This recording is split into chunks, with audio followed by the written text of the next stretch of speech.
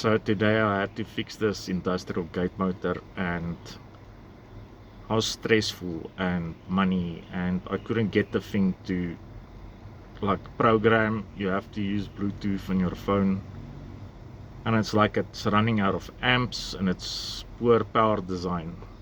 So but that gate is huge. It's like over a ton, easy.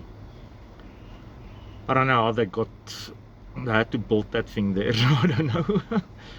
But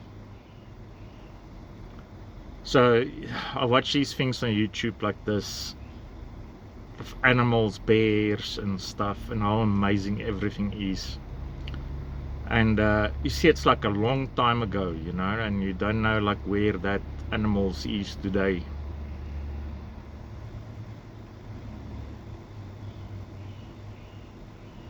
And if you just see how wonderful everything is, it's strange, but it makes like this anxiety that we are breaking something that's very, very amazing. So like for instance, this video, I think it's called a Caravella Portuguesa, live Caravella Portuguesa on the beach is the video called. Like, that thing is mind-blowing. And you see that in that video where it makes like these glitches. And my theory with that is, you see like that's got 9 million views, that YouTube, like on their server side, like encodes and decodes. Like it decodes the video and then you know, and that causes it to become glitchy. So yeah, and to make AI use like less power and stuff, people need to be less lazy and more like that. It keeps pondering like this quizzes on YouTube, you know, and it's all related to the way you prompt it will make it a lot faster.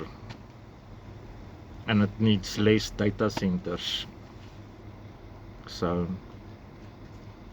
also, if you need something, like if it's a specific thing, you can like have a model locally, you know. So yeah, tomorrow I have a day for myself, and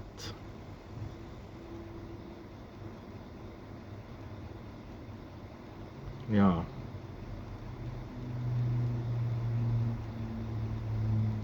I worked at like late this afternoon after the industrial thing. I worked at this Indian lady, and she gave me chicken tikka masala.